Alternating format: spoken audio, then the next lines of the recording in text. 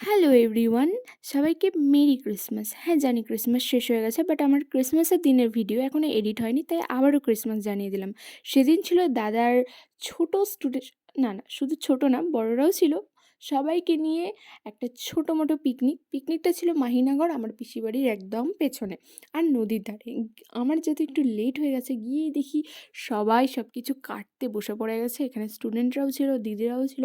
আমি গিয়ে অল্প স্বল্প বকা খেয়ে নিই, কারণ আমি লেট করে গেছিলাম। তারপরে গেছিলাম রান্নার এদিকে, দেখি বনশ্রী এখানে রান্না করছে। কী রান্না করছে সেটা পরে বলবো আমি, মেনুটাই পরে বলবো। তারপরে এখানে আমি ফটো তুলতে চলে আসি ডিএসএলআর নিয়ে। কিছুটা ফটো তোলার পর আমি চলে যাই খেলতে। আমি যদিও খুব একটা ভালো র্যাকেট খেলতে পারি না, তার মধ্যে এত হাওয়া উঠছিল, নদীর ধার ছিল, তো ঠিকভাবে খেলাও যাচ্ছিল না। তারপরে এসে দেখি গুড্ডুদা রান্না করছে। এবার বলি আমাদের মেনু হচ্ছে ভাজা, স্যালাড, ভাত, ডাল, ফুলকপি, আলুর একটা রসা ছিল, তারপরে ছিল চিকেন, তারপরে একটা বড় থালা পাঁপড় ভাজা, চাটনি আর কালাকাঁদ।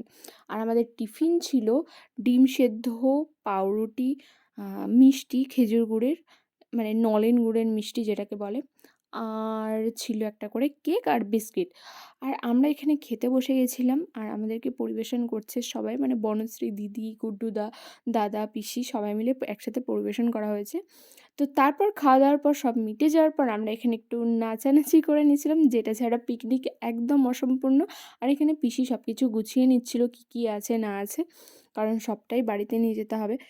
নাচানাচি করার পর সব গুছিয়ে নিয়ে বাড়িতে পাঠিয়ে দেওয়ার পর আমরা এখানে প্রচণ্ড টায়ার্ড, তাই সবাই বাড়িতে যাচ্ছিলাম। তো লাস্টে আমি আমার কিছু ফটো ক্লিপস অ্যাড করে দিলাম।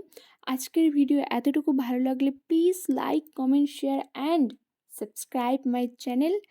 টাটা, দেখা হচ্ছে আবার নেক্সট কোনো ভালো ব্লগে। Bye bye.